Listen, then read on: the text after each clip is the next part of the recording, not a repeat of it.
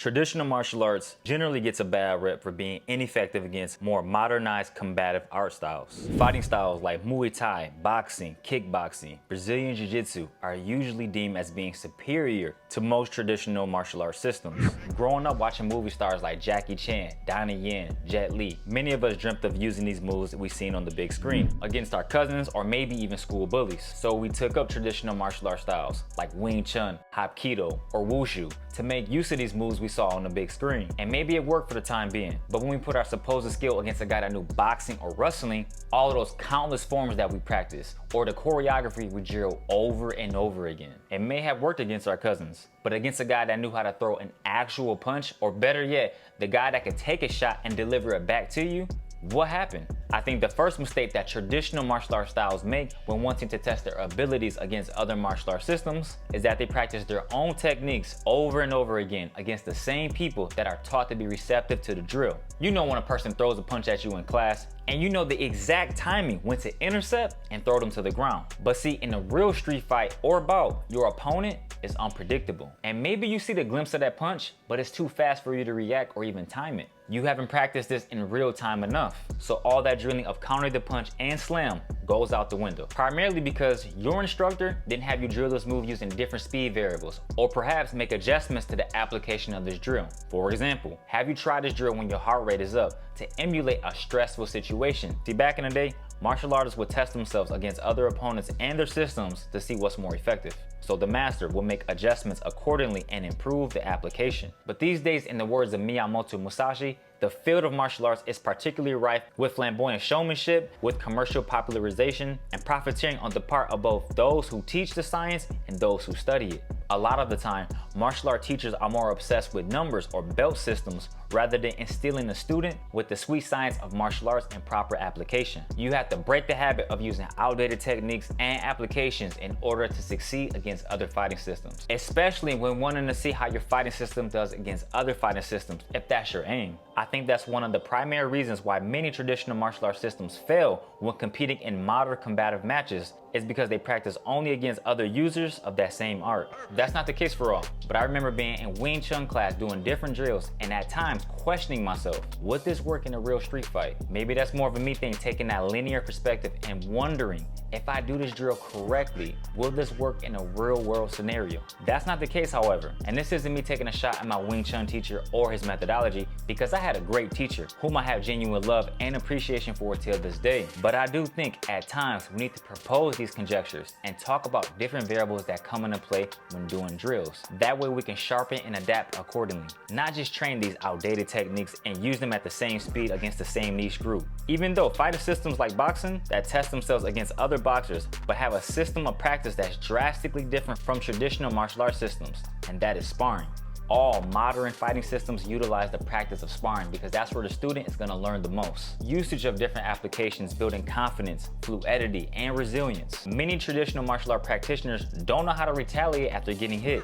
As Mike Tyson would say, everybody has a plan till they get punched in the face. And that's true. You have to be battle tested in order to see your true fighting nature. Unfortunately, many traditional martial arts schools don't incorporate sparring, and if they do, it's very light. Martial arts is a system to equip the user to be able to fight and defend themselves in any escalating physical situation. Of course, in any situation, you want to make sure you diffuse it with your words rather than with your hands or your feet. But the point is, sparring is extremely important, and sparring regularly helps the person to be battle prepared physically and mentally. I'm not saying all traditional martial arts styles zero out on sparring, because styles like karate, specifically Kyokushin, have intense sparring sessions and even fights. They throw strikes without any wraps or protection. Nonetheless, I've been in enough classes where sparring is very light and can give a false sense of confidence. At times, you need to have tougher sparring sessions to really test your abilities and mental strength. Now, at the same time, this could be tricky because majority of people in a class like Hapkido have a day job to go to and can't afford to miss work due to having a bruised rib or a busted lip. So that I get. That's why you lower the intensity of the sparring session and maybe have more lighter ones available during the week. The more, the better, and essentially, you'll learn more about yourself,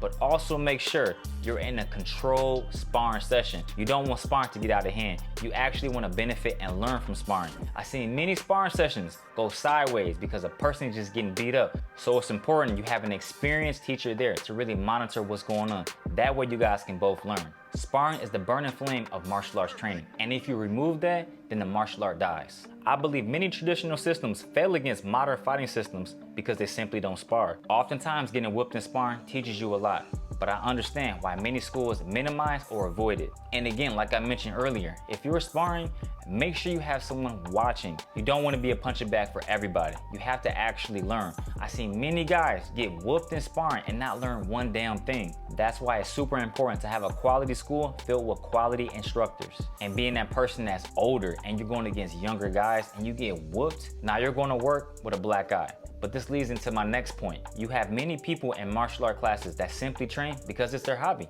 They simply want to learn some basic fighting moves to defend themselves if a situation arises. And to get better in anything, a person needs to put in adequate time and effort, especially when it comes to martial arts. See, when a martial arts hobbyist goes to spar against someone that trains for real and even conditions themselves and they get whooped, they begin to question these things and wonder, is this martial arts system truly effective? Will I be able to defend myself? But the arising question isn't necessarily the martial arts system, it's more of the practitioner. When it comes down to any system of fighting, it's always going to boil down to the person. You as the individual has to be willing to put in the time, practice outside of class, and have a deeper understanding of your martial arts system. There are going to be some concepts you won't like that you're learning, and that's perfectly normal. That's why you absorb what is useful, discard what is not, and add uniquely to your own style. That is how you become a great martial artist. Don't be super textbook, add your own unique flavor to it.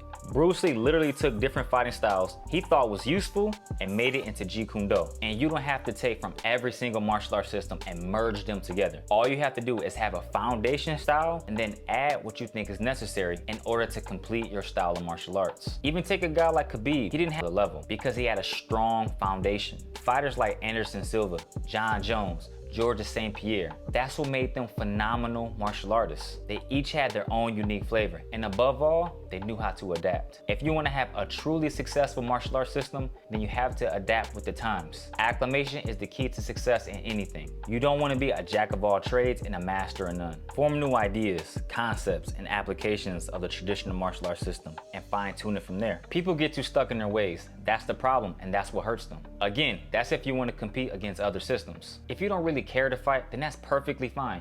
Even if you do practice martial arts as a hobby, that's okay. Just make sure you rep those techniques over and over again, no matter how long it takes you.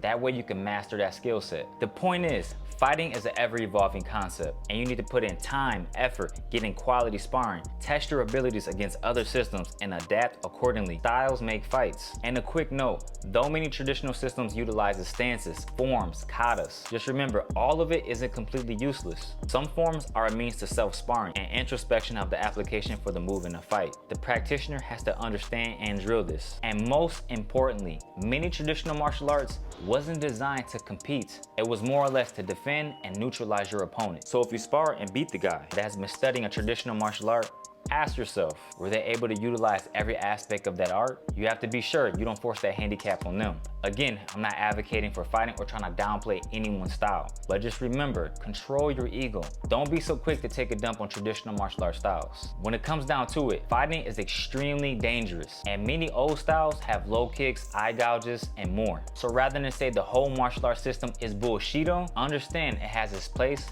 for application. If you enjoyed today's video, make sure you smash that like button. Most importantly, make sure you are properly subscribed. I'll see you guys next video. Peace and love as always, and ashe. Boom, we out, baby.